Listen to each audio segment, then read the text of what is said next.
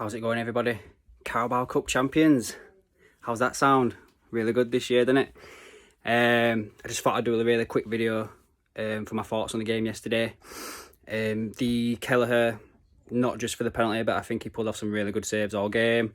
His distribution all game was on point. He really kept us ticking over when we were struggling with Chelsea pinning us back, and then again when we pinned them back, him coming out as a sweeper keeper, basically keeping the ball high up, keeping the pressure on them. It just worked all game.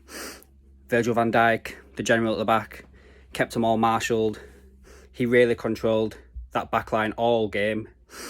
The fact that Chelsea had so many offsides is down to probably the fact that they just didn't learn of the gameplay we were playing, and the fact that he just kept everyone just in line all the time. And Lukaku doesn't help things as well. Like, as soon as he came on, Chelsea's attack didn't really threaten us that much. I know he had that one chance which Kelleher saved, but other than that, they didn't really have much really for me. In the middle of the park, at the beginning of the game when Keita first started, I think the game got a bit too fast for him. He just really struggled to start with, I thought, from minute one. He wasn't up to it, but then he gradually grew into the game. That could be potentially down to the fact he wasn't expected to start. Like, he could have been sat on the bench and Elliott wouldn't have played. Now Thiago's obviously supposed to play, and he's getting a scan today on his injury, so we'll see how that one goes.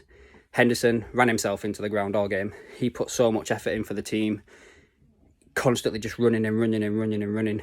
And I think the substitution for him to come off was perfectly timed by Klopp. The front three, got some positives and some negatives to say here. I'll stay with the positives.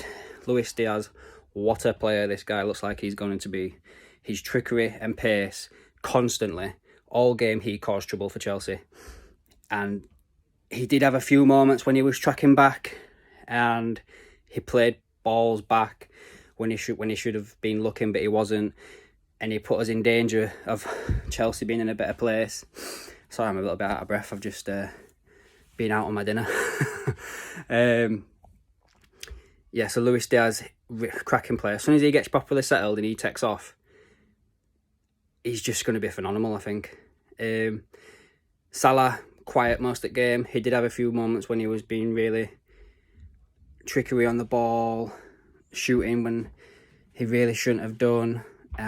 His runs were really good, just like Diaz on the other side, to be fair. Diaz made so much space. The negative I do have for the front three is Mane. I do think the fact that he went off as a sub in a Carabao Cup final, I know it's the Carabao Cup final, but it's still a cup final. I think that just shows where he is in the pecking order. I think Diaz has probably come in and taken his place. I know people could turn around and say he's just come back from the African Cup of Nations, but so would Salah, and Salah played the whole game, and Salah is our talisman. All I'll say is just don't be surprised if Mane gets sold in the summer, because as we all know, Salah, Mane and Firmino's contracts are all ending. Not this season, but the following season. It's the last time I can get some serious money for them, so don't be surprised if Mane goes this summer. For the rest of the season going forward, winning this cup has put us in such good stead now to win something else.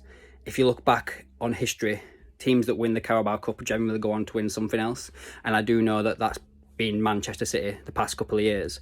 But we're in for the quadruple. The quadruple is on. We've got the FA Cup, the Champions League and the Premier League are all within our grasp. Let's see how it goes for the rest of the season. But yeah, I was absolutely buzzing after that win last night. If you like this video, give it a like and leave a comment below. And also subscribe to the channel and you'll keep up to date with everything else that's going on. And I'll catch you in the next one.